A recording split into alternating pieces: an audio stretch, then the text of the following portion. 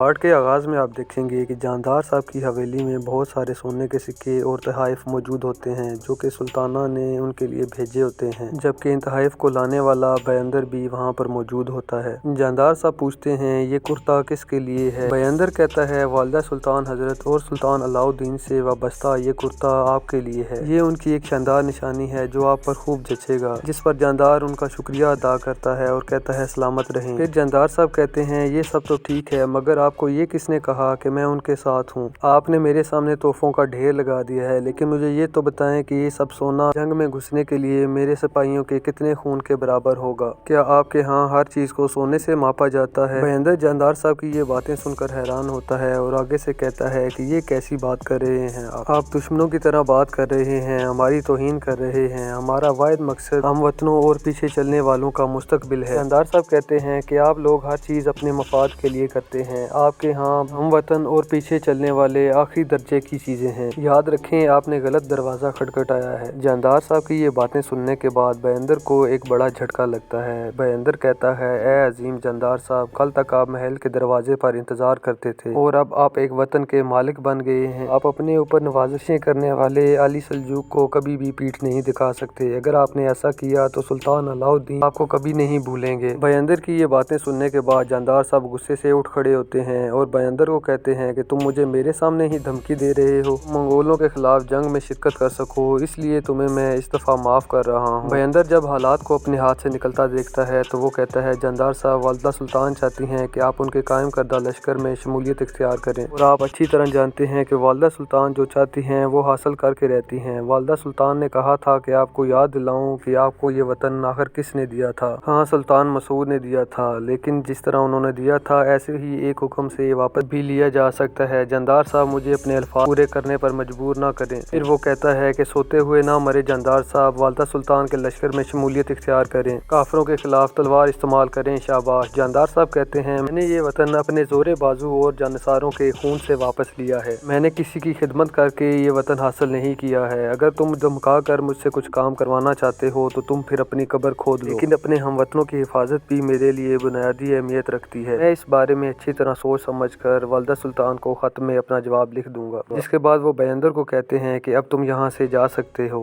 جبکہ دوسرے سین میں آپ دیکھتے ہیں کہ عثمان صاحب اپنے ساتھیوں کے ساتھ غار میں موجود ہوتے ہیں اور اللہ تعالیٰ کی عبادت کر رہے ہوتے ہیں، تمام سپاہی ان کے پیچھے نماز پڑھ رہے ہوتے ہیں۔ نماز کے ختم ہونے کے بعد تمام لوگ دعا کے لیے ہاتھ بلند کرتے ہیں۔ عثمان صاحب پہلے تو اللہ تعالیٰ کی بڑائی بیان کرتے ہیں اور پھر کہتے ہیں یا اللہ، ہم تیرے دین کو پوری دنیا میں پھیلانا چاہتے ہیں، ہم اس کو اپنے فائدے کے لیے استعمال نہیں کرنا چاہتے، تمام مسلمانوں کو اتحاد عطا فرما اور ہمیں کامیابی عطا فرما۔ اس کے بعد ہمیں جنگل کا منظر دکھایا جاتا ہے جہاں سلطانہ اپنے سپاہیوں کے ساتھ موجود ہوتی ہے اور وہاں پر وہ اپنے ایک جاسوس کا انتظار کر رہی ہوتی ہے۔ اتنے میں وہاں پر اس کا جاسوس آتا ہے۔ جلالی جب سلطانہ کے پاس پہنچتا ہے تو سلطانہ اس سے پوچھتی ہے کہ نعمان کی فوج کا کیا احوال ہے اور اس کا کیا منصوبہ ہے؟ جلالی کہتا ہے سلطانہ، آپ کے حکم کے مطابق نعمان جب سے تبریز سے نکلا ہے میں نے اس پر نظر رکھی ہوئی ہے، احوال بالکل بھی ٹھیک نہیں ہے، آپ نے اس کی کونیاں پہنچنے کی خبر تو سن لی ہوگی؟ والدہ سلطان کہتی ہیں ہاں سن لی ہے، لیکن میرے بیٹے علاء الدین کا اس بارے میں کیا موقف ہے؟ جلالی کہتا ہے کہ وہ کونیا کی حفاظت کے لیے اپنی جان دینے سے بھی دریغ نہیں کریں گے اور ان کی یہی کوشش ہے کہ وہ سرحدوں کی حفاظت کے لیے نعمان کو کونیا میں زیادہ سے زیادہ مصروف رکھ سکیں۔ جلالی کہتا ہے والدہ سلطان، نعمان ایک خونی بھیڑیے کی طرح ہے جو کہ خون کی پیاس رکھتا ہے، وہ نہ تو مشقوں میں حصہ لیتا ہے اور نہ ہی تفریح میں حصہ لیتا ہے، وہ جلد از جلد سرحدوں کی جانب پیش قدمی کرنا چاہتا ہے۔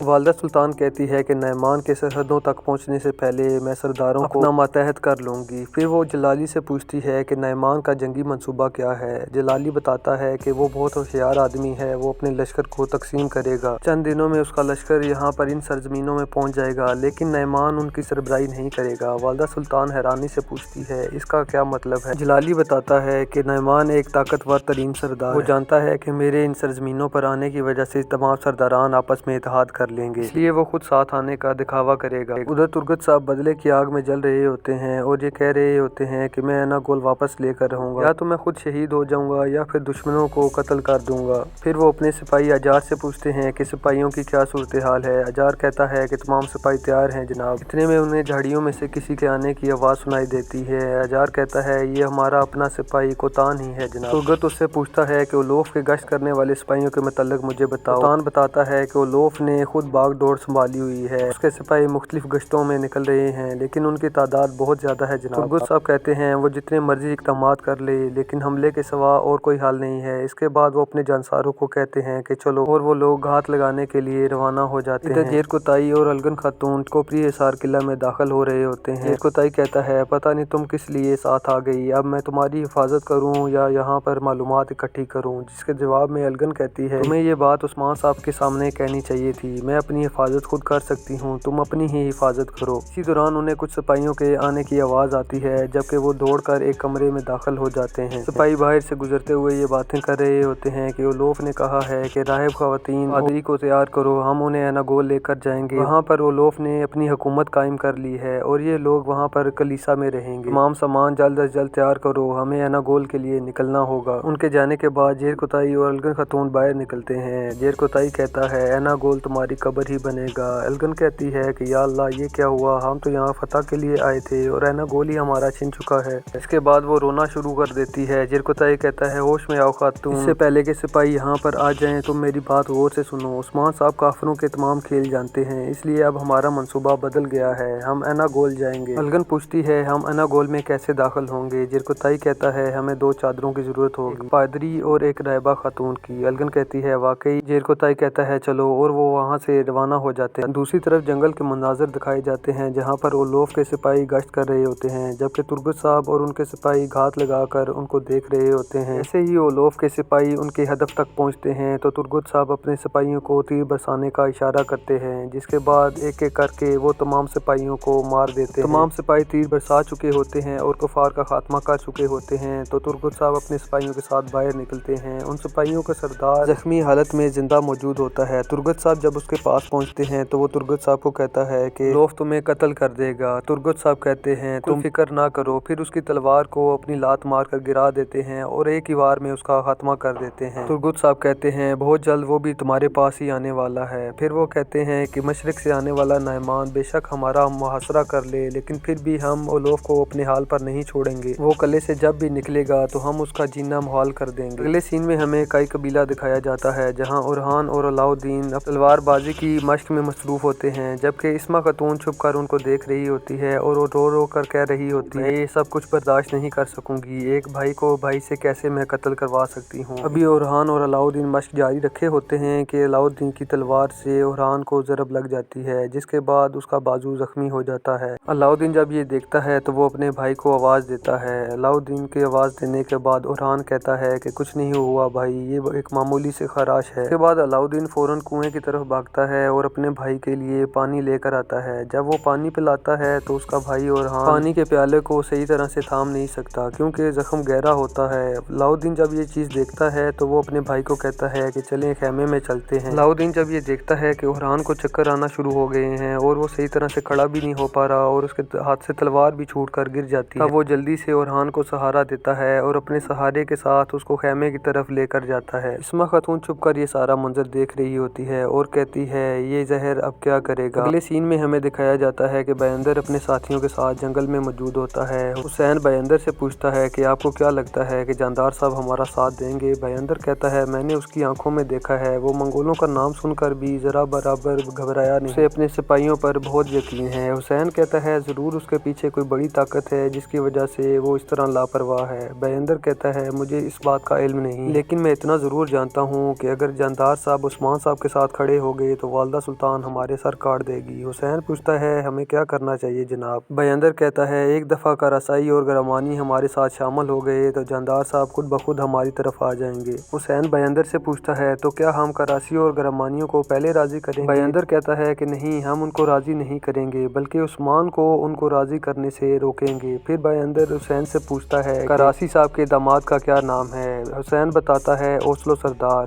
بیندر کہتا ہے اوسلو سردار، مان لو کہ کراسی صاحب کو یہ پتا چلے کہ ان کے داماد اوسلو کو عثمان نے مار دیا ہے تو ان کو کیسا لگے گا؟ حسین یہ سب سننے کے بعد کہتا ہے جناب آپ آگ بھڑکانے کی بات کر رہے ہیں؟ بیندر کہتا ہے ہاں، ہم آگ بھڑکائیں گے اور اتنی بھڑکائیں گے کہ اوپر سے خشک لکڑیاں بھی ڈالیں گے۔ اس کے ساتھ ہی اس پارٹ کا بھی اختتام ہوتا ہے۔